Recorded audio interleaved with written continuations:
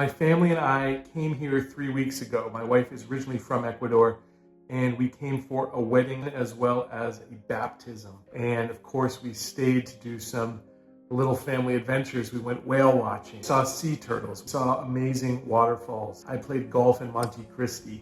I had an incredible time until it all went sideways. The indigenous peoples here in Ecuador, I've got to imagine, have been dealt a raw hand, but what's going on is not right. A general protest started in this country. The indigenous people have a list of 10 demands for the government, all pretty much economic related. They want to lower fuel prices. They want to freeze debt. Now, Ecuador is on the US dollar. In the United States, we're seeing incredible inflation. We're seeing unemployment. We're seeing all sorts of things happening.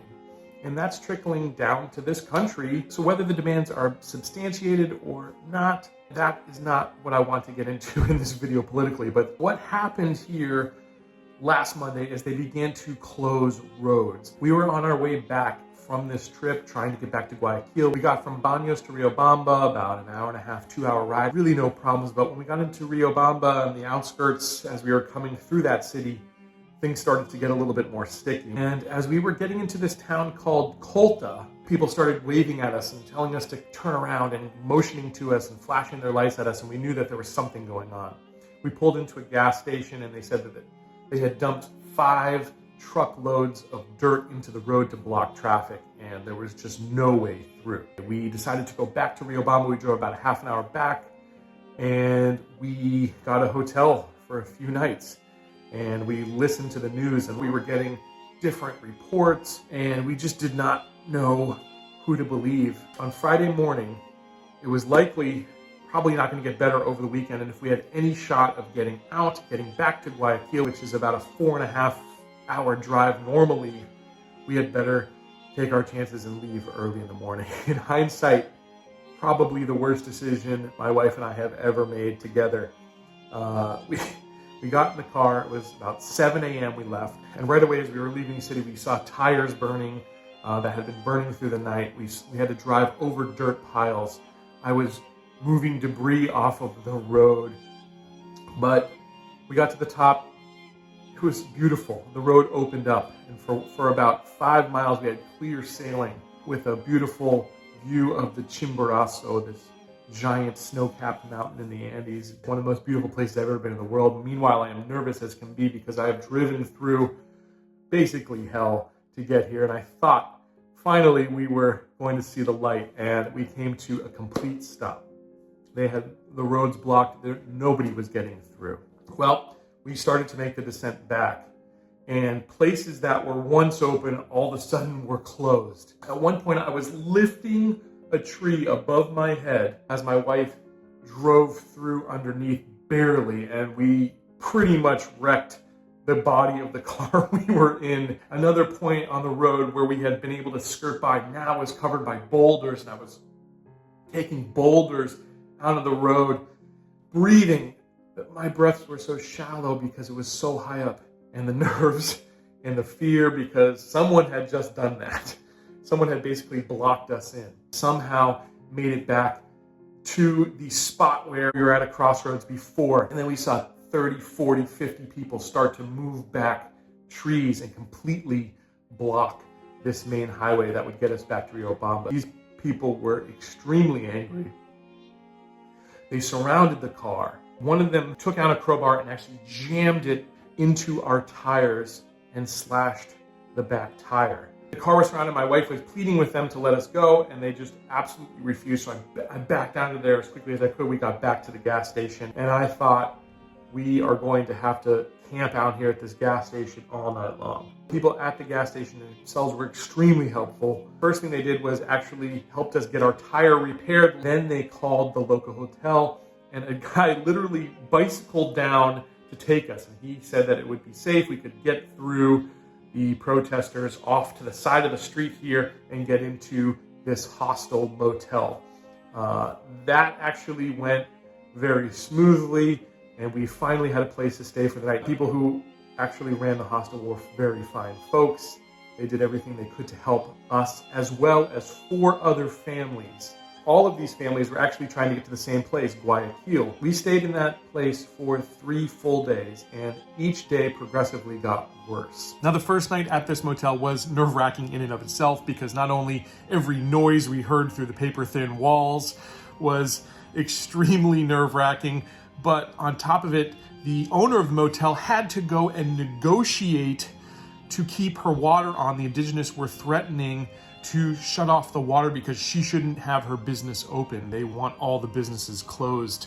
On the first night, we were able to get a little bit of dinner. The next morning, the people had gone out, and the locals in Colta had been able to scare up a couple pieces of corn, some cheese, and an egg on our plates. Basically, the indigenous and their encampment had pretty much taken over the town. And as of me making this video, they are basically in control. And they're almost running this place like the mafia. They're not allowing stores to open. For lunch, we were able to have a little food, but on day 2, there was no dinner. On day 3, there was no breakfast, lunch, or dinner. And because the roads are closed, food is not able to come through, normal supplies aren't coming into this town, these protesters will not even allow an ambulance or a fire truck to come through these roadblocks. It's disgusting. The situation is becoming dire. On that Sunday morning, we made a very difficult decision, and one that we knew would have some serious ramifications.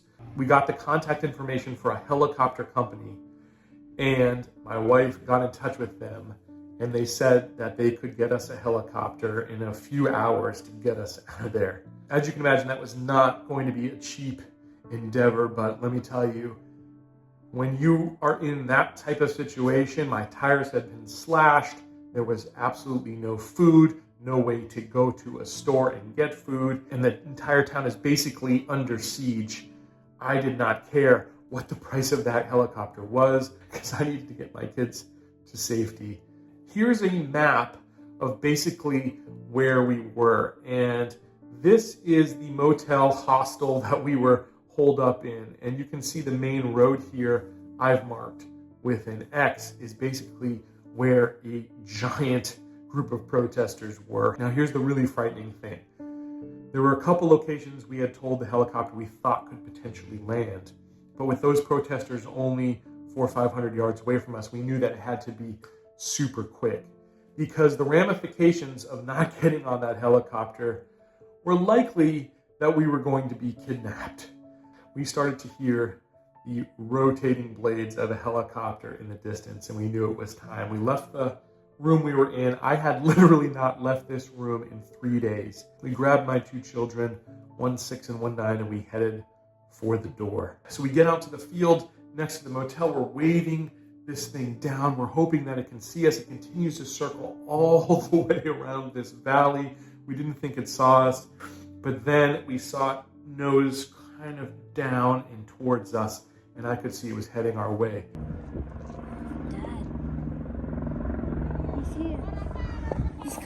We get into the field, into position. Now we know that this is going to be the landing spot. And we know we probably have just a couple of minutes to run through the field to where this thing will land and to get us up in the air before the indigenous get to us. It's hard to even relive this. So we had about 20 to 30 seconds of a run to where in the middle of this field the helicopter had landed. They shuffled us in, and you can see the look on my wife's face. This was unlike anything we had ever experienced in our entire lives. Luckily, the pilot and co-pilot were incredible professionals, precise, and within about 5 seconds of my butt hitting that seat, we were starting to lift off, and I could see a crowd of people coming our way down this street. We were seconds away from something really, really bad happening. In some ways, there's like a lot of guilt. We got out of there, we got up in the mountains. It was beautiful, it was serene, but I looked down and I saw the roads. There was no chance we were ever getting out of there by road. The roadblocks all along the way, and all I could think about is all the people, the elderly, the children like the ones staying in the motel near us, People who are sick, they need access to their medicines. People who are hungry, like we were, and have no food, they are still at this very moment stuck. And we've been in contact with people in that same motel that had been staying with us, and they are still stuck there with no stores, probably running out of more and more food. Their children are probably completely terrified. This is an awful situation. And I think this story needs to be told to help those people. We got out, we got to safety. We actually landed in, this is South America, we landed in a soccer field in the outskirts of Quito, and we were okay. We then got on a plane, got back to Guayaquil, and tomorrow is our flight out of here. We are the lucky ones. Not many people can do what we were able to do. And when I see basically the propaganda that they're putting on Twitter and some of these other social media platforms that these protests are all peaceful, I can assure you that's not what I experienced and what my family experienced. It was absolutely terrifying. There are businesses that have been completely decimated in towns like Colta across this country that cannot actually open their doors. And how far back will that set them after COVID just happened in this country? They're finally out of that, and now this. They're hurting the people. There are people suffering, and there are people scared. And so I would appeal to the indigenous leaders of Ecuador to do what you can. I would beg you, I would beseech you on behalf of the folks that I've seen stranded and the many more I know are, give these people a break. Let them through, let them get home.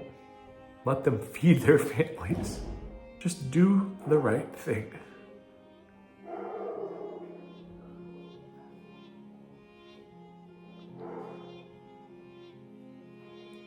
Do the right thing.